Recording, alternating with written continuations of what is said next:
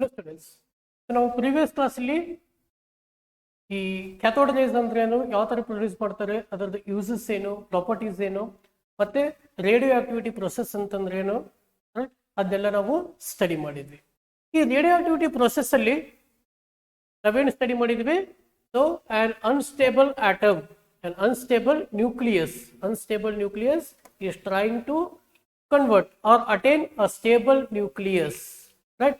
So by giving an energy in terms of electromagnetic energy, right? So these electromagnetic energy will be in the form of different particles or different rays. ಅಂದ್ರೆ ಬೇರೆ ಬೇರೆ ರೀತಿಯ ಕಿರಣಗಳನ್ನು ಹೊರಸೂಸ್ತಾ ಅದು ಎನರ್ಜಿನ ಹೊರಹೊಮ್ಮಿಸ್ತದೆ. ಅವು ಯಾವ್ಯಾವು? Alpha, beta ಮತ್ತೆ gamma ಕಿರಣಗಳು ಅಥವಾ ಅಲ್ಫಾ, ಬೀಟಾ, ಗ್ಯಾಮಾ ಪಾರ್ಟಿಕಲ್ಸ್ ಕಣಗಳಂತ ನಾವು ಕಲ್ತಿದ್ವಿ. ಮತ್ತೆ ಇಲ್ಲಿ ಒಂದು ನ್ಯೂಕ್ಲಿಯಸ್ ಎಕ್ಸಾಕ್ಟ್ಲಿ ಅರ್ಧ ಮಾಸ್ಗೆ ಅಟೇನ್ ಆಗ್ಬೇಕಾದ್ರೆ, ಅರ್ಧ ಮಾಸ್ಗೆ ಡಿಕೆ ಆಗ್ಬೇಕಾದ್ರೆ ಆ ಟೈಮನ್ನ ನಾವು ಏನಂತ ಕರಿತೀವಪ್ಪ ಅಂದ್ರೆ ಹಾಫ್ ಲೈಫ್ ಅಂತ ಕರಿತೀವಿ ಅಂತ ಡಿಸ್ಕಸ್ ಮಾಡಿದ್ವಿ. Half life, it is T half. For example, just for an example, 50 kg of mass ಇಲ್ಲಿ ನ್ಯೂಕ್ಲಿಯಸ್ ಇರುತ್ತಪ್ಪ ಅಂದ್ರೆ 25 kg ಆಗ್ಲಿಕ್ಕೆ ಏನ್ ಟೈಮ್ ತಗೊಳ್ತದಲ್ಲ ಅದಕ್ಕೆ ನಾವು ಟಿ ಹಾಫ್ ಅಥವಾ ಹಾಫ್ ಲೈಫ್ ಪೀರಿಯಡ್ ಅಂತ ನಾವು ಕರಿತೀವಿ.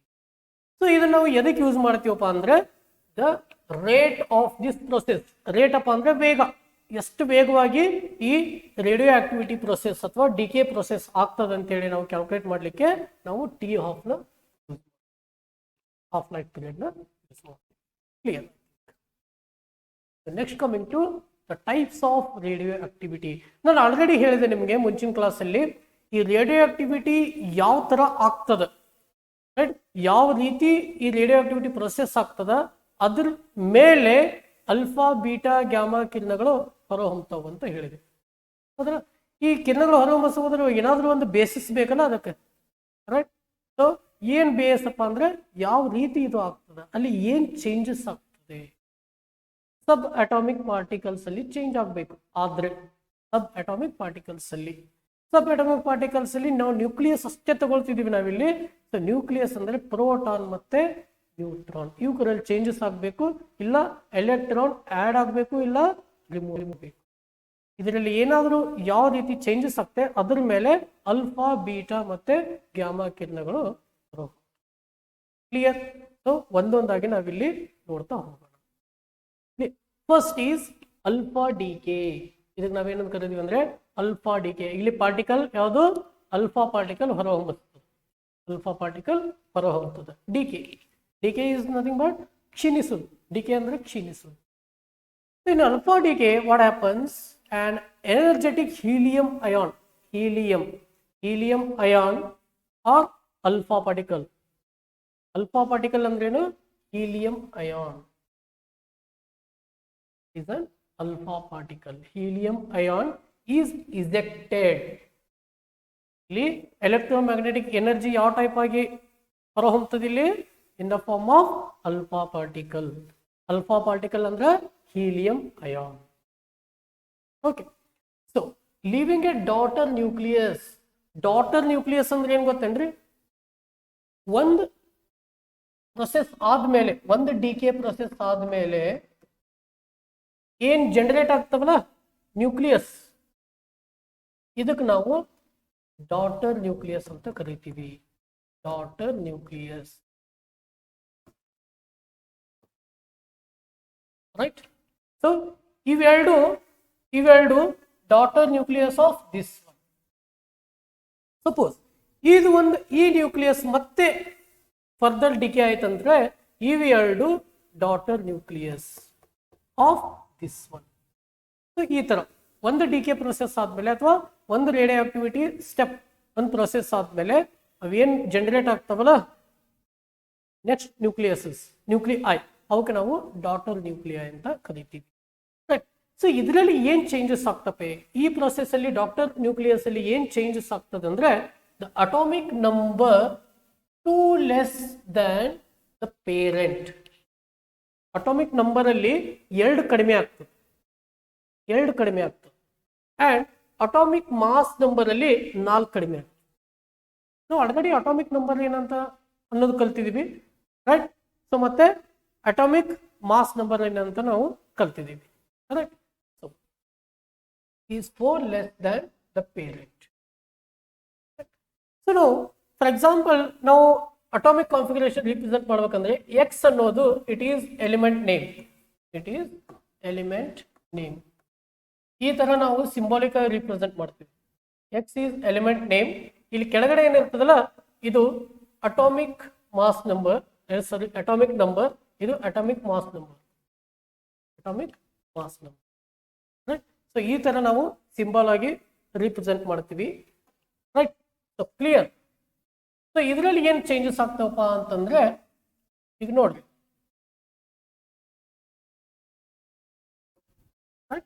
ಸೊ ಇದು ನಮ್ದು parent nucleus. Parent nucleus means before the radioactivity, before decay. ಇಲ್ಲಿ ಏನಿದೆ 92 ಏನಿದೆ, ಇಲ್ಲಿ ಅಟಾಮಿಕ್ ನಂಬರ್ ಇದೆ, 92 atomic number. So atomic mass number ಎಷ್ಟದ? 238 is atomic mass number. 92 atomic number,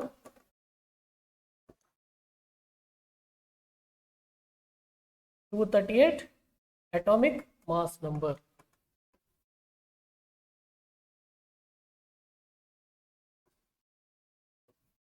Okay, so ಈ ನ್ಯೂಕ್ಲಿಯಸ್ ಅಲ್ಫಾ ಡಿಕೆ ಆದಾಗ ಏನಾಗ್ತದಪ್ಪ ಅಂತಂದ್ರೆ ಈ ಅಟಾಮಿಕ್ ನಂಬರ್ 2 ಕಡಿಮೆ ಆಗ್ತದೆ, -2. Okay. Sir atomic mass number ಏನದ? -4. Atomic mass number -4. ಇಲ್ಲೇನಾಯ್ತು? 238 ಇದ್ದಿದ್ದು 234 ಆಯ್ತು, 92 ಇದ್ದಿದ್ದು 90 ಆಯ್ತು. ಕ್ಲಿಯರ್? ಸೊ ಇಲ್ಲಿ ಬ್ಯಾಲೆನ್ಸ್ ಆಗ್ಬೇಕಲ್ಲ, ಅಟಾಮಿಕ್ ಮಾಸ್ ನಂಬರು ಬ್ಯಾಲೆನ್ಸ್ ಆಗ್ಬೇಕಲ್ಲ, ಸೇಮ್ ಇರ್ಬೇಕಲ್ಲ ಅಲ್ಲಿ, ರೈಟ್. ಸೊ ಅದಕ್ಕೆ ಏನಾಗ್ತದೆ, ಇಲ್ಲಿ ಒಂದು ಹೀಲಿಯಂ ಇಲ್ಲಿ ಎಮಿಟ್ ಆಗ್ತದೆ, helium emit. that is nothing but an alpha particle, is nothing but an alpha particle. ಇಲ್ಲಿ ನೋಡಿ, ಈ 2 ಏನ್ ಲೆಸ್ ಆಗಿತ್ತಲ್ಲ ಇಲ್ಲಿ ಬಂತ, 4 ಲೆಸ್ ಆಗಿತ್ತಲ್ಲ ಇಲ್ಲಿ. Clear? So atomic number and atomic mass numbers are restrained. ಎರಡು ಕಾನ್ಸ್ಟೆಂಟ್ ಆಗಿ ಉಳಿತಾವೆ, both products as well as the parent nucleus, right. So for this the subsequent reactions are energy released. Energy released is Q in millions of electron volts. ಇಲ್ಲಿ ಸಾಕಷ್ಟು energy release ಆಗ್ತದೆ. Energy ನಾವು ಎದರಲ್ಲಿ measure ಮಾಡ್ತೀವಿ?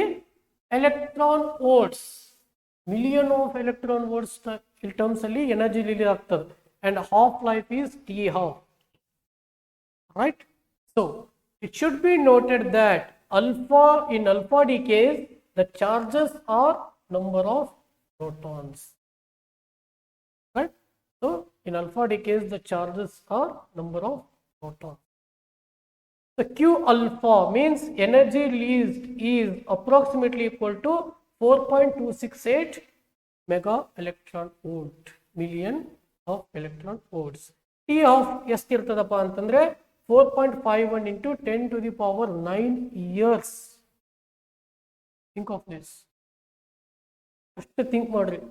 ಒಂದು nucleus half of mass ಅನ್ನು ಅರ್ಧದಷ್ಟು mass ಆಗಲಿಕ್ಕೆ ಎಷ್ಟು ಟೈಮ್ ತಗೊಳ್ತದಪ್ಪ ಅಂದ್ರೆ 4.51 into 10 to the power 9 years,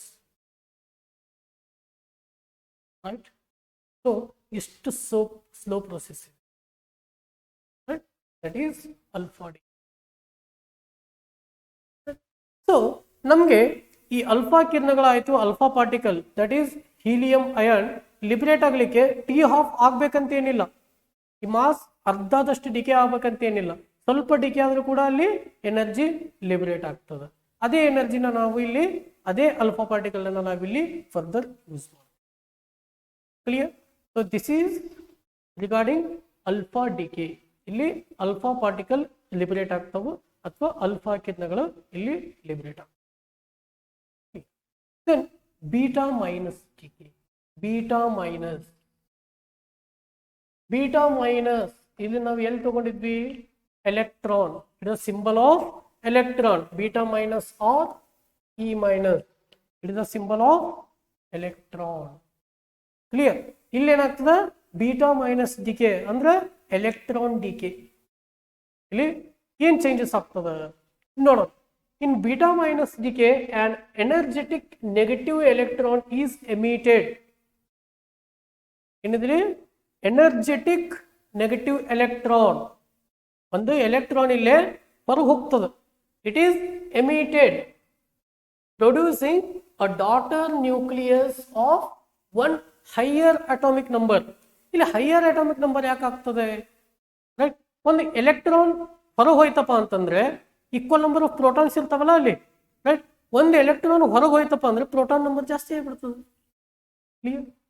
right, proton ಮತ್ತೆ ಎಲೆಕ್ಟ್ರಾನ್ ಈಕ್ವಲ್ ಇದ್ದಾಗ ಒಂದು ಎಲೆಕ್ಟ್ರಾನ್ ನಾವು ತೆಗೆದು ಬಿಟ್ಟಿವಿ ಅಂತ ತಿಳ್ಕೊಳ್ರಿ, ರೈಟ್. ಅವು ಪ್ರೋಟಾನ್ಸ್ ಜಾಸ್ತಿ ಆಗ್ತಾವೆ. So means the mass number increase, atomic number increase ಆಗಲೇಬೇಕು, and mass number is remains constant. Mass number remain.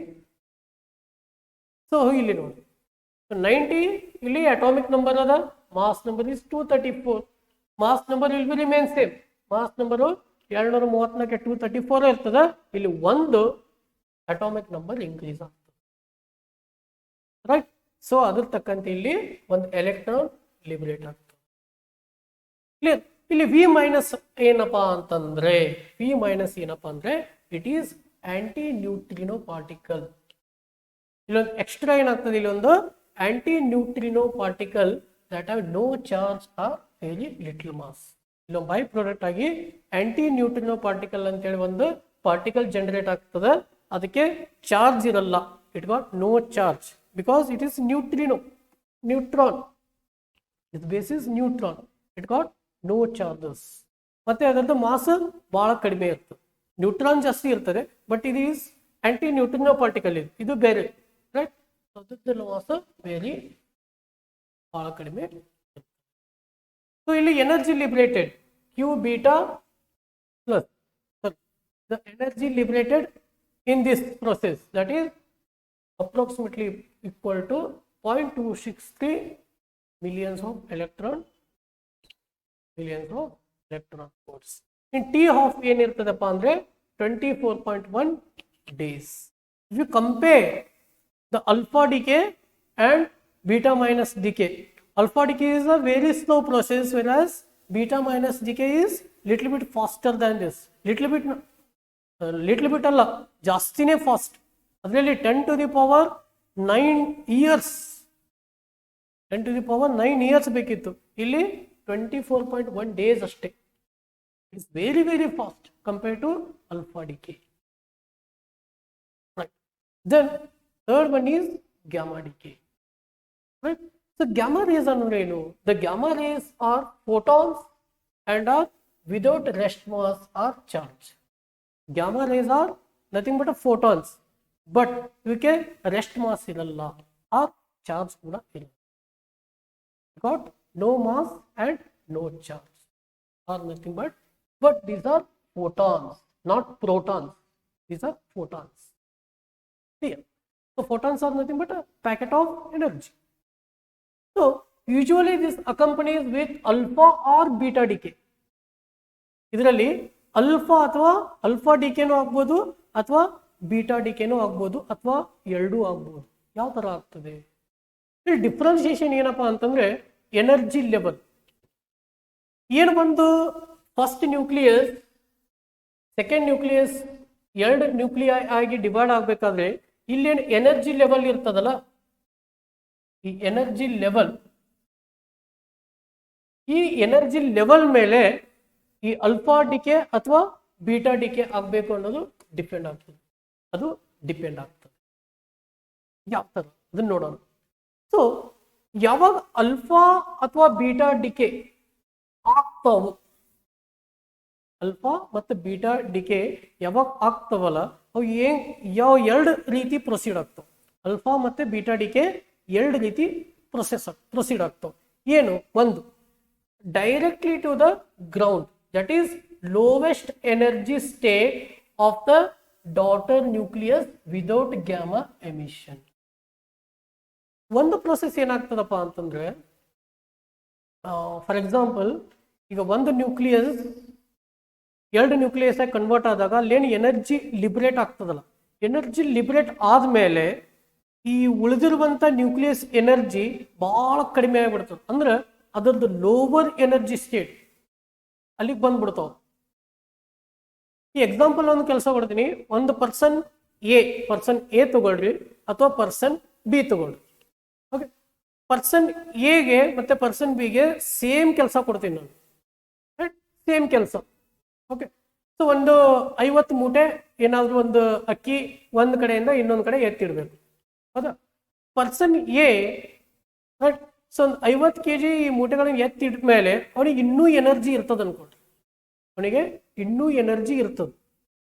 But person ಬಿಗೆ 50 kg ಮೂಟೆ ಎತ್ತಿಟ್ಟ ಮೇಲೆ ಅವನಿಗೆ ಏನು ಎನರ್ಜಿ ಇರಲ್ಲ, ರೈಟ್? ಸೊ ಅವನಿಗೇನು ಒಂದು lower state of energy reach ಆಗಿಬಿಟ್ಟಿರ್ತಾನೆ ಅವನು ಆಲ್ರೆಡಿ. ಇನ್ನೇನಪ್ಪ ಅವನಿಗೆ ಕೆಲಸ ಮಾಡೋಕ್ಕೆ ಆಗಂಗಿಲ್ಲ. ಬಟ್ ಪರ್ಸನ್ ಎ ಸ್ವಲ್ಪ ಹೈಯರ್ ಎನರ್ಜಿ ಲೆವೆಲಲ್ಲಿ ಇನ್ನೂ ಇರ್ತಾನೆ ಅವನು, ಅಂದ್ರೆ ಇನ್ನೂ ಕೆಲಸ ಮಾಡ್ಬೋದು ಅವನು. ಇಲ್ಲಿ ಎರಡು ಎನರ್ಜಿ ಸ್ಟೇಟ್ನ ನಾವು ಡಿಫೈನ್ ಮಾಡ್ತೀವಿ, ಹೌದಾ? ಅದೇ ಟೈಪ್ ಇಲ್ಲಿ ಏನಾಗ್ತದೆ, ಒಂದು ಫಸ್ಟ್ ಟೈಪಲ್ಲಿ ಡೈರೆಕ್ಟ್ಲಿ ಈ ಡಿಕೆ ಆದ್ಮೇಲೆ ಇವು ಏನಾಗ್ತಾವೆ, ಡೈರೆಕ್ಟ್ ಲೋವರ್ ಎನರ್ಜಿ ಸ್ಟೇಟಿಗೆ ಹೋಗ್ಬಿಡ್ತಾವೆ. ಲೋವರ್ ಎನರ್ಜಿ ಸ್ಟೇಟಿಗೆ ಇವೆರಡು ಹೋಗ್ಬಿಡ್ತಾವೆ, right? So means further decay ಆಗ್ಲಿಕ್ಕೆ ಚಾನ್ಸೇ ಇಲ್ಲ, ಫರ್ದರ್ ಡಿಕೆ ಆಗ್ಲಿಕ್ಕೆ ಚಾನ್ಸ್ ಇಲ್ಲ. Energy state will be at lower level ಅಂತ, right? So without gamma emission, ಇಲ್ಲಿ ಯಾವುದು ಗಾಮಾ ಪಾರ್ಟಿಕಲ್ ಎಮಿಷನ್ ಆಗಲ್ಲ. ಸೆಕೆಂಡ್ ಸ್ಟೇಟ್ ಏನು, ಸೆಕೆಂಡ್ ಟೈಪ್ ಏನು, wholly or partially to higher energy states, or it can be also state excited states ಅಂತ. ಈ decay ಆದ್ಮೇಲೆ, right? So ಈ ಪೇರೆಂಟ್ ನ್ಯೂಕ್ಲಿಯಸ್ ಡಾಟರ್ ನ್ಯೂಕ್ಲಿಯಸ್ ಆದ್ಮೇಲೆ ಈ ಡಾಟರ್ ನ್ಯೂಕ್ಲಿಯಸ್ ಎನರ್ಜಿ ಏನಿರ್ತದಲ್ಲ ಸಮ್ ಹೈಯರ್ ಸ್ಟೇಟ್ನಾಗ ಇರ್ತದೆ, ಸಮ್ ಹೈಯರ್ ಸ್ಟೇಟ್ ಅಂದ್ರೆ ಇನ್ನೂ ಎನರ್ಜಿ ಇರ್ತದೆ, ಇದರಲ್ಲಿ ಇನ್ನೂ ಎನರ್ಜಿ ಇರ್ತದೆ, right? So of the daughter, excited state of the daughter. In this case the gamma emission may occur. ಅವಾಗ ಏನಾಗ್ತದೆ, ಇಲ್ಲಿ ಒಂದು ಗ್ಯಾಮಾ ಪಾರ್ಟಿಕಲ್ ಇಲ್ಲಿ ಎಮಿಷನ್ ಆಗಬಹುದು. as the excited state transform to lower energy states of the same nucleus. ಇಲ್ಲಿ ಯಾವುದೇ further DK process ಆಗಂಗಿಲ್ಲ. ಇಲ್ಲಿ ಫರ್ದರ್ ಈ ಹೈಯರ್ ಸ್ಟೇಟ್ ಇರ್ತಾವಲ್ಲ ಇವು ಫರ್ದರ್ಲಿ ಡಿಕೆ ಪ್ರೊಸೆಸ್ ಆಗಂಗಿಲ್ಲ. ಬಟ್ ಎನರ್ಜಿ ಲೆವೆಲ್ ಇಲ್ಲಿ ಲೋವರ್ ಸ್ಟೇಟಿಗೆ ಹೋಗ್ಬಿಡ್ತಾವ. ಹೈಯರ್ ಸ್ಟೇಟಿಗೆ ಇರೋದ್ರಿಂದ ಡೈರೆಕ್ಟ್ ಲೋವರ್ ಸ್ಟೇಟಿಗೆ ಹೋಗ್ಬಿಡ್ತಾವ. ಏನು, ಇಲ್ಲಿ ಗ್ಯಾಮಾ ಎಮಿಷನ್. ಏನಾದ್ರೂ ಒಂದು ಆಗ್ಲೇಬೇಕಲ್ಲ, ಇಲ್ಲಿ ಎನರ್ಜಿ ಸ್ಪೆಂಡ್ ಆಗ್ಬೇಕಂದ್ರೆ ನಮ್ಗೆ ಗೊತ್ತದ conservation of energy, law of conservation of energy. Energy can be transfer to one form to another form, neither created be nor destroyed, can be destroyed. ಇಲ್ಲಿ ಏನಾಗ್ತದೆ, ಹೈಯರ್ ಸ್ಟೇಟ್ ಇಂದ lower ಸ್ಟೇಟಿಗೆ ಹೋಗ್ಬೇಕಾದ್ರೆ ಇಲ್ಲಿ energy liberate ಮಾಡ್ಬೇಕಲ್ಲ, energy ಕೊಡ್ಬೇಕಲ್ಲ. ಆ energy ಯಾವ ಫಾರ್ಮ್ನಾಗ ಕೊಡ್ತದಂದ್ರೆ ಗ್ಯಾಮಾ ರೇಸ್, ಗ್ಯಾಮಾ ಪಾರ್ಟಿಕಲ್ ಆಗಿ ಇದನ್ನ ಬಿಟ್ಕೊಡ, ಅವೇ ಗ್ಯಾಮಾ ರೇಸ್ ಆಗಿ. Clear, right? So I think this is clear for gamma. Okay, so next ನಾವೇನು ಡಿಸ್ಕಸ್ ಮಾಡೋಣಪ್ಪ ಅಂತಂದ್ರೆ alpha, beta, gamma rays and X rays, right? So ಇಲ್ಲಿ ಫಸ್ಟ್ ನಾವು ಅಲ್ಫಾ ರೈಸ್ ತಗೊಳ್ಳೋಣ. ಸೊ ಅಲ್ಫಾ ಪಾರ್ಟಿಕಲ್ಸ್ ನಮ್ಗೆ ಗೊತ್ತು. Alpha rays are alpha particles ಯಾವ ತರ ಇದು ಲಿಬರೇಟ್ ಆಗ್ತಾವಪ್ಪ ಅಂದ್ರೆ, ಯಾವ ತರ ಪ್ರೊಡ್ಯೂಸ್ ಆಗ್ತಾವ ಅಂದ್ರೆ by using alpha decay. The alpha particles also called alpha rays or it is also called alpha radiation. ಇದಕ್ಕೆ ನಾವು ಅಲ್ಫಾ ರೇಡಿಯೇಷನ್ ಅಂತಾನೂ ಕರಿತೀವಿ, ರೈಟ್? ಸೊ ಇದೇನಿದು ಅಲ್ಫಾ ಪಾರ್ಟಿಕಲ್, ಹೀಲಿಯಂ 24, ರೈಟ್? ಅಂದ್ರೆ 2 ಪ್ರೋಟಾನ್ಸ್ ಮತ್ತೆ 2 neutrons, 2 protons 2 neutron, right? Bound together into a particle identical to a helium 4 nucleus. 2 proton ಇರ್ತಾವು, 2 neutron ಇರ್ತಾವು. ಅವೆರಡು ಹೀಲಿಯಂ ಎರಡು ಬೌಂಡ್ ಆಗಿ ಹೀಲಿಯಂ 4 ನ್ಯೂಕ್ಲಿಯಸ್ಗೆ ಸಿಮಿಲರ್ ಇರ್ತದೆ. ಅದಕ್ಕೆ ನಾವು ಅಲ್ಫಾ ಪಾರ್ಟಿಕಲ್ ಅಥವಾ alpha ray or alpha radiation ಅಂತ ಕರಿತೀವಿ. Right. So generally produce in the process of alpha decay. Right. But ನಾವು ಡಿಫ್ರೆಂಟ್ ಪ್ರಾಸೆಸ್ ಇಂತನೂ ನಾವು ಇವನ್ನ ಪ್ರೊಡ್ಯೂಸ್ ಮಾಡ್ಬೋದು. ಯಾವ ತರ ಪ್ರೊಡ್ಯೂಸ್ ಮಾಡ್ಬೋದು ಅದನ್ನ ನೆಕ್ಸ್ಟ್ ಟಾಪಿಕ್ಸ್ ಅಲ್ಲಿ ನಾವು ಡಿಸ್ಕಸ್ ಮಾಡೋಣ. ಇಲ್ಲಿ ಸಿಂಬಲ್ ಏನಪ್ಪಾ ಅಂತಂದ್ರೆ ಅಲ್ಫಾ ಆರ್ ಅಲ್ಫಾ 2+. ಅಲ್ಫಾ 2+. ಯಾಕಪ್ಪ ಅಂದ್ರೆ ಇಲ್ಲಿ 2 ಪ್ರೋಟಾನ್ಸ್ ಇರೋದ್ರಿಂದ ನಾವಿಲ್ಲಿ 2+ ನಾವು ಸಿಂಬಲ್ ಯೂಸ್ ಮಾಡ್ತೀವಿ. Alpha 2+. So because they are identical to helium nuclei, ಇವು ಹೀಲಿಯಂ ನ್ಯೂಕ್ಲಿಯೈಗೆ ಐಡೆಂಟಿಕಲ್ ಇರೋದ್ರಿಂದ ಸಮ್ಟೈಮ್ಸ್ ನಾವು ಇವನ್ನ He2+ ಅಥವಾ He24 2+ ಅಂತ ನಾವು ಸಿಂಬಾಲಿಕಲಿ ರಿಪ್ರೆಸೆಂಟ್ ಕೂಡ ಮಾಡ್ತೀವಿ. ಯಾಕಂದ್ರೆ they loose 2 electrons. Right. So once the ion gains electrons, ಇಲ್ಲಿ ನಾವು ಹೇಳಿದ್ವಿ ಇದು ಅಯಾನ್ 2+ ನಾವು ಬರೀತೀವಪ್ಪ ಅಂತಂದ್ರೆ ಅದು ಪಾಸಿಟಿವ್ಲಿ ಚಾರ್ಜ್ ಪಾರ್ಟಿಕಲ್ ಅಂದ್ರೆ ಅಯಾನ್. ಯಾವ್ದಿದು? An ion with 2 protons. ಇಲ್ಲಿ ನಾವು 2 ಎಲೆಕ್ಟ್ರಾನ್ಸ್ ಅನ್ನ ಆಡ್ ಮಾಡಿದ್ವಿ ಅಂತ ಕೊಡ್ರಿ, 2 ಎಲೆಕ್ಟ್ರಾನ್ ಕೊಟ್ವಿ ಅಂತ ಕೊಡ್ರಿ, ಅವಾಗ ಏನಾಗ್ತದೆ? ಬ್ಯಾಲೆನ್ಸ್ ಆಗ್ಬಿಡ್ತದಲ್ಲ. 2 ಪ್ರೋಟಾನ್ 2 ಎಲೆಕ್ಟ್ರಾನ್ ಜೊತೆ ಬ್ಯಾಲೆನ್ಸ್ ಆಗ್ಬಿಡ್ತದೆ. ಅವಾಗ ಅದು ಸ್ಟೇಬಲ್ ಪಾರ್ಟಿಕಲ್ ಆಗ್ಬಿಡ್ತದೆ. ಅಯಾನ್ ಇದ್ದಿದ್ದು ಕನ್ವರ್ಟ್ ಆಗ್ಬಿಡ್ತದೆ ಸ್ಟೇಬಲ್ ಪಾರ್ಟಿಕಲ್ ಆಗಿ. So once it gains the ions from its environment, the alpha particle becomes normal, that is electrically neutral, that is He2.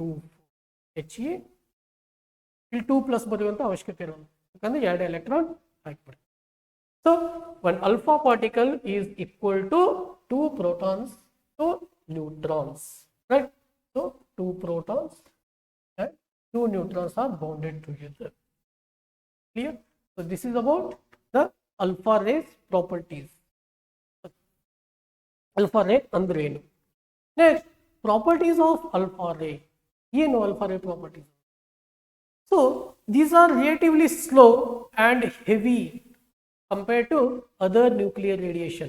Other nuclear radiation ಏನು? Beta, gamma, right? ಅವನ್ compare ಮಾಡಿದ್ರೆ ಇವು relatively slow and heavy.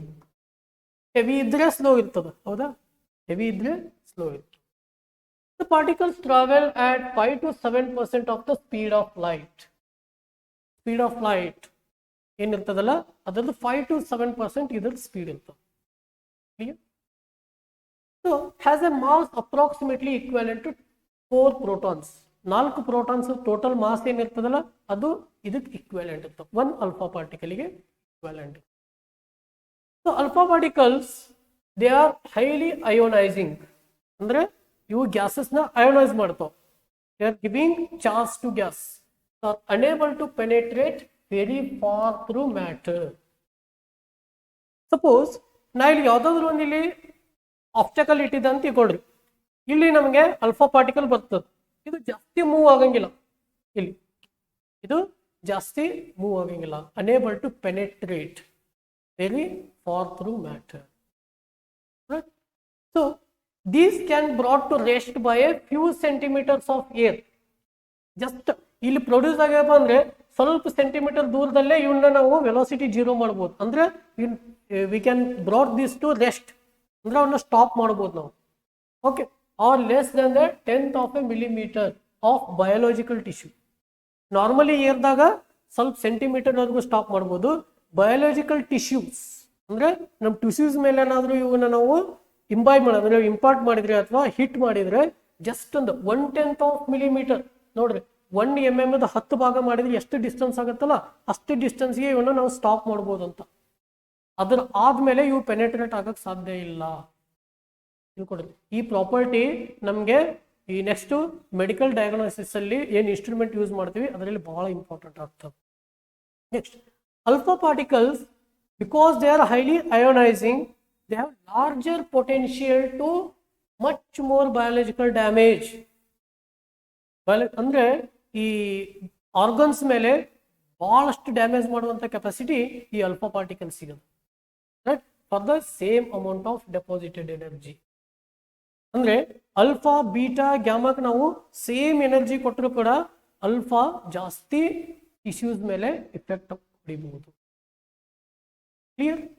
Alpha particles cannot penetrate the normal layer of dead cells on the outside of our skin, but damage the cornea of eye. ಈ dead cells ಏನಿರ್ತಾವಲ್ಲ, ಈ dead cells ಮೇಲೆ ಜಾಸ್ತಿ penetrate ಆಗಂಗಿಲ್ಲ alpha race. But ಇಲ್ಲಿ ice, ನಮ್ಮ ಕಣ್ಣಿನಲ್ಲಿ ಏನು cornea ಇರ್ತದಲ್ಲ, ಅದಕ್ಕೆ ಜಾಸ್ತಿ ಡ್ಯಾಮೇಜ್ ಮಾಡುವಂತ ಕೆಪಾಸಿಟಿ ಹೊಂದಿರ್ತಾವಂತ. ಕ್ಲಿಯರ್? ಸೊ ಇದನ್ನ ಯಾಕೆ, ಈ ಪ್ರಾಪರ್ಟೀಸ್ ಯಾಕೆ ನಾವು ನೆನ್ಪಿಟ್ಕೋಬೇಕು ನೀವು ಪ್ಯಾರಾಮೆಡಿಕಲ್ ಸ್ಟೂಡೆಂಟ್ಸ್ ಅಪ್ಪ ಅಂತಂದ್ರೆ, right?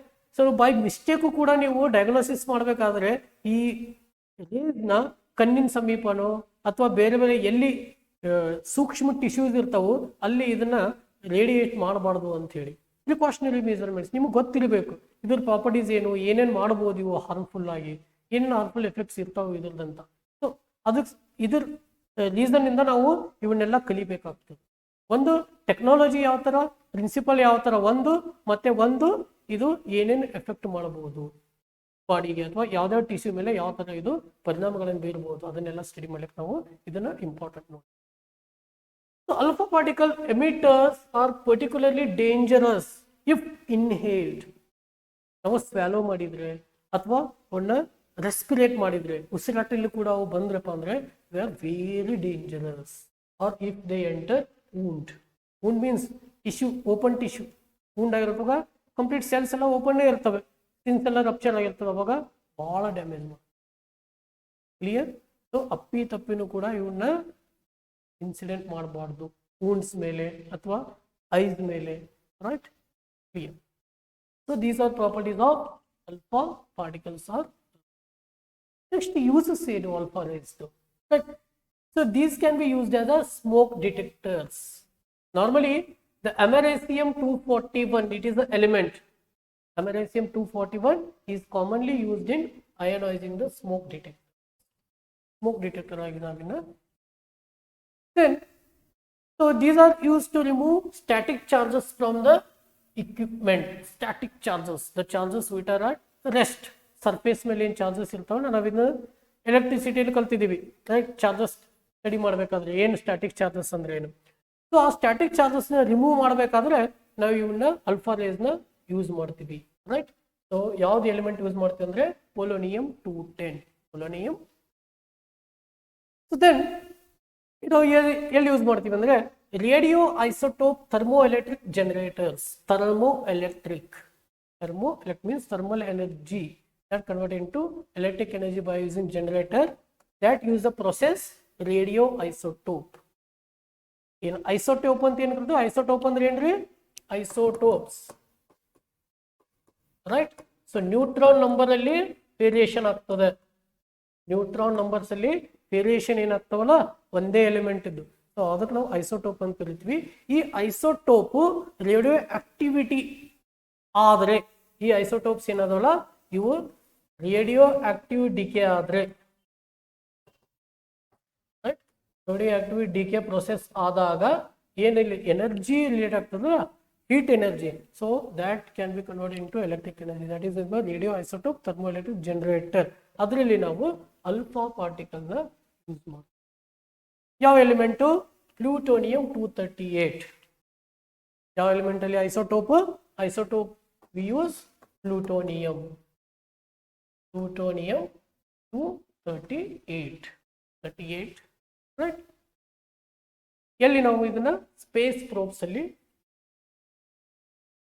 So some alpha emitters are being investigated for their potential in unsealed source radiotherapy to treat cancer. ನಾವು ಆಲ್ರೆಡಿ ಹೇಳಿದೆ ಇವಕ್ಕೆ ಏನ್ ಶಕ್ತಿ ಇರ್ತದಪ್ಪ ಅಂತಂದ್ರೆ ಈ ಟಿಶ್ಯೂಸ್ನ ನಾಶ ಮಾಡುವಂತ ಶಕ್ತಿ ಇರ್ತದ, ಹೌದಾ? ರೈಟ್? ಸೊ ನಾವು ಕ್ಯಾನ್ಸರ್ ಟಿಶ್ಯೂಸ್ನ ನಾಶ ಮಾಡ್ಬೋದಲ್ವಾ, ರೈಟ್? ಕ್ಯಾನ್ಸರ್ ಸೆಲ್ಸ್ನ ಡೆಸ್ಟ್ರಾಯ್ ಮಾಡ್ತಾ ಹೋದ್ರೆ ಅದು ಫರ್ದರ್ ಗ್ರೋತ್ ಆಗೋದಿಲ್ಲ. ಸೊ ಆ ಒಂದು ಯೂಸ್, ಅದನ್ನ ಒಂದು ಪ್ರಾಪರ್ಟಿನ ನಾವಿಲ್ಲಿ ಯೂಸ್ ಮಾಡ್ಬೋದು, alpha emitters property, alpha rays, right? To treat the cancer in radiotherapy. So these are the uses of alpha. So then coming to beta rays, right? So already ನಾವು discuss ಮಾಡಿದೀವಿ beta particles ಅಂತಂದ್ರೆ ಏನು, right? So these are high energy, high speed electrons beta minus or positrons, electrons or positrons, beta plus or beta minus that are ejected from the nucleus by some radionuclides during a form of radioactive decay called beta decay. These are the results of beta decay. Just in the input code. Right? Beta particles are results of beta decay. These can be negative as well as positive. Negative idre idಕ್ಕೆ ನಾವು beta minus electrons ಅಂತ ಕರಿತೀವಿ or positive idre ಇವಕ್ಕೆ positrons ಅಂತ ಕರಿತೀವಿ. Correct? Beta decay normally occurs in nuclei that have too many neutrons to achieve stability. ಇಲ್ಲಿ neutrons ಜಾಸ್ತಿ ಇದ್ರೆ beta decay ಆಗ್ತದೆ. ನ್ಯೂಟ್ರಾನ್ಸ್ ನಂಬರ್ ಆಫ್ ನ್ಯೂಟ್ರಾನ್ಸ್ ಜಾಸ್ತಿ ಇದ್ರೆ ಬೀಟಾ ಡಿಕೆ ಆಗ್ತದೆ. ರೈಟ್. ಸೊ ಇಲ್ಲಿ ಬೀಟಾ ಮೈನಸ್ ಡಿಕೆ ಯಾವಾಗ ಆಗ್ತದೆ? Electron emission. An unstable atomic nucleus with excess of neutrons. Neutron excess ಇದ್ರೆ, ನಂಬರ್ ಆಫ್ ನ್ಯೂಟ್ರಾನ್ಸ್ ಜಾಸ್ತಿ ಇದ್ರೆ beta decay, beta minus decay ಆಗ್ತದೆ. ಸೊ ಏನಾಗ್ತದೆ? Neutron is converted into proton. Neutron is converted into proton and electron, and an electron antineutrino, the antiparticle of neutrino ಇಲ್ಲಿ release ಆಗ್ತದೆ. ಒಂದು electron release ಆಗ್ತದೆ, ಒಂದು ಆಂಟಿನ್ಯೂಟ್ರಿನೋ, electron ಆಂಟಿನ್ಯೂಟ್ರಿನೋ ಇಲ್ಲಿ. Right. So neutron is converted into proton ಮತ್ತೆ ಒಂದು electron ಮತ್ತೆ ಒಂದು ಎಲೆಕ್ಟ್ರಾನ್ ಆಂಟಿನ್ಯೂಟ್ರಿನೋ. ರೈಟ್. ಸೊ ಇದು ಬೀಟಾ ಪ್ಲಸ್ ನಾಗ ಏನಾಗ್ತದೆ? ಪಾಸಿಟ್ರಾನ್ ಎಮಿಷನ್ ಅಂತ ನಾವು ಇದು ಕರಿತೀವಿ. This is beta plus. So when unstable atomic nuclei with an excess of protons, ಇಲ್ಲಿ ಪ್ರೋಟಾನ್ಸ್ ಜಾಸ್ತಿ ಇರ್ತಾವ. ರೈಟ್. ಅವಾಗ ಏನಾಗ್ತದೆ? ಬೀಟಾ ಪ್ಲಸ್ ಡಿಕೆ ಆಗ್ತದೆ. ರೈಟ್. ಅಲ್ಲಿ ಏನಾಗ್ತದಪ್ಪ ಅಂದ್ರೆ the proton is converted into neutron. The proton is converted into neutron. The proton is converted into neutron, a positron and a electron neutrino. Positron E plus is positron, and that is electron antineutrino. Clear? Okay. So here in beta plus decay, proton is converted into neutron. Sorry for this mistake. Right? The proton is converted into neutron with an positron and electron antineutrino. Whereas in beta minus decay, neutron is converted into proton and one electron is emitted. That is negative electron. Beta minus or E minus is. But then the properties of beta rays. Beta rays do properties they know. So beta particles have a mass which is half of 1,000th of the mass of proton. Right? So proton compare ಮಾಡಿದ್ರೆ it is half of 1,000 of the mass of proton. Right? So beta has a medium penetrating power and medium ionizing power. Compared to other particles, it is having medium penetrating power and medium ionizing power. So most beta particles can be stopped by a few millimeters of aluminum. ಏನಾದರೂ ಒಂದು aluminium sheet ಇಲ್ಲಿ ಇದ್ದಪ್ಪ ಅಂದ್ರೆ so just ಒಂದು millimetres ಅಲ್ಲಿ ಇವನ್ನ ನಾವು stop ಮಾಡಬಹುದು. Penetrating power is very less. Being composed of charge particles, beta radiation is more strongly ionising than gamma radiation. Alpha compare ಮಾಡಿದ್ರೆ ಇದು ಅಯೋನೈಸಿಂಗ್ ಪವರ್ ಕಡಿಮೆ ಇರುತ್ತೆ, ಬಟ್ ಗ್ಯಾಮಾ ಕಂಪೇರ್ ಮಾಡಿದ್ರೆ strongly ionising compare to gamma. So they can reach relativistic speeds close to speed of light, whereas alpha particle only 5 to 7% of the speed of light. Okay, alpha particles, but beta particle ಏನದಲ್ಲ ಅವು approximately close to speed of light ಇರ್ತದೆ. ಯಾಕೆ ಹೇಳಿ? ಇದರ mass ಕಡಿಮೆ ಇರ್ತದೆ. So beta particles can travel through many centimeters or even meters or through the millimeters of skin or tissues. ಇವು ಟಿಶ್ಯೂನ ಜಾಸ್ತಿ ಪೆನೆಟ್ರೇಟ್ ಮಾಡ್ತಾವೆ, ಯಾಕಂದ್ರೆ ಇವು ಲೆಸ್ ಅಯೋನೈಸಿಂಗ್. ಹೈಲಿ ಅಯೋನೈಸ್ಡ್ ಇದ್ರೆ ಪೆನೆಟ್ರೇಟ್ ಜಾಸ್ತಿ ಆಗಲ್ಲ, ಲೆಸ್ ಅಯೋನೈಸ್ಡ್ ಇದ್ರೆ ಜಾಸ್ತಿ ಪೆನೆಟ್ರೇಟ್ ಟಿಶ್ಯೂ ಅಲ್ಲಿ. ಕ್ಲಿಯರ್? ಸೊ ಇವು ಲೆಸ್ ಅಯೋನೈಸಿಂಗ್ ಇರೋದ್ರಿಂದ ಟಿಶ್ಯೂ ಅಲ್ಲಿ ಜಾಸ್ತಿ ಪೆನೆಟ್ರೇಟ್ ಆಗುವಂತ capacity. Right. So sufficient intensity of beta radiation can cause burn, rather like severe sunburn. Sunburn can severe ಆಗಿ burn ಆಗಬಹುದು ಸ್ಕಿನ್ಸ್ ಮೇಲೆ. Right. So if beta emitting radionuclides are inhaled, right? So ಯಾವ nucleus, ಯಾವ ನ್ಯೂಕ್ಲಿಯಸಸ್ ಈ beta emission ಅನ್ನು ಮಾಡ್ತಾವೋ ಅವನ್ನೇನಾದ್ರು ನಾವು swallow ಮಾಡಿದ್ರೆ ಅಥವಾ ಇನ್ನೇಲ್ ಮಾಡಿದ್ರೆ, right, it can damage to internal cells and organs. Can damage internal cells or, right? So we have to be very careful about this radioactive element. So then you use beta radiation use. The beta particles can be used to treat health conditions such as eye, bone cancer, and also used as tracers. Right? So to treatment the eye and bone cancers. Beta particles are used in quality control to test the thickness of an atom. Thickness of an atom. ಅಂದ್ರೆ ಒಂದು aluminium sheets ನಾವು ಇಟ್ಟರೆ ಒಂದು few millimetres ವರೆಗೂ ಒಂದು stop ಮಾಡ್ಬೋದಲ್ಲ, ಅಂದ್ರೆ ಅವು ಮಿಲಿಮೀಟರ್ಸ್ ವರೆಗೂ ಪೆನೆಟ್ರೇಟ್ ಆಗ್ಬೋದು. ಎಷ್ಟು ಪೆನೆಟ್ರೇಟ್ ಆಗ್ತಾವಲ್ಲ ಅದ್ರ ಮೇಲೆ ನಾವು ಥಿಕ್ನೆಸ್ ಮೆಜರ್ ಮಾಡ್ತೀವಿ. Right. Tritium is used in some phosphorescent lighting. Phosphorescent lighting ಅಂದ್ರೆ ಡಿಫ್ರೆಂಟ್ ಕಲರ್ಸ್ ಏನು ಎಮಿಷನ್ ಆಗ್ತಾವಲ್ಲ ಲೈಟಿಂಗ್ ಅಲ್ಲಿ, ಅದರಲ್ಲಿ ನಾವು ಇದನ್ನ ಯೂಸ್ ಮಾಡ್ತೀವಿ. ಬೀಟಾ ರೇಡಿಯೇಷನ್ ಯಾವುದು ಟ್ರೈಶಿಯಂ ಅನ್ನೋ ಎಲಿಮೆಂಟ್ ನಾವು ಯೂಸ್ ಮಾಡ್ತೀವಿ for emergency lighting as it requires no power.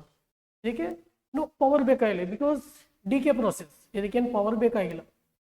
So fluorine 18 is commonly used as a tracer for positron emission tomography. Tomography ಏನೋ ನಾವು ಅಂದ್ರೆ ಅದನ್ನ ನಾವು ಕಲಿತೀವಿ ನೆಕ್ಸ್ಟ್ CT ಅಲ್ಲಿ.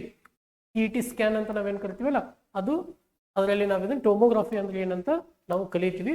ಜಸ್ಟ್ ನೆನ್ಪಿಟ್ಕೊಡಿ, fluorine 18 is use for tracer for positron emission tomography, that is abbreviated as PET, positron emission tomography. ಇಲ್ಲಿ ನಾವು ಫ್ಲೋರಿನ್ 18 ಅನ್ನೋ ಎಲಿಮೆಂಟ್ ಯೂಸ್ ಮಾಡ್ತೀವಿ ವಿತ್ ಬೀಟಾ ರೇ. ಸೊ ಇವು uses of beta rays. Right. So next ನಾವು ಈ gamma race ಮತ್ತು ಅವ್ರ properties, uses ಮತ್ತೆ ಎಕ್ಸ್ರೇ ಯಾವ ಥರ ಪ್ರೊಡ್ಯೂಸ್, ಇದುವರೆಗೂ ನಾವು ಎಕ್ಸ್ರೇ ಅಂದ್ರೆ ಏನಂತ ನಾವು ಸ್ಟಡಿ ಮಾಡಿಲ್ಲ. ಸೊ ನಾವು ಎಕ್ಸ್ರೇಸ್ ಅಂದ್ರೆ ಏನು, ಅವು ಯಾವ ಥರ ಪ್ರೊಡ್ಯೂಸ್ ಆಗ್ತವೆ, ಅದರ ಪ್ರಾಪರ್ಟೀಸ್ ಏನು, ಯೂಸಸ್ ಏನು, ಇವನ್ನೆಲ್ಲ ನೆಕ್ಸ್ಟ್ ಕ್ಲಾಸಲ್ಲಿ ಕಂಟಿನ್ಯೂ ಮಾಡಿ. Thank you very much for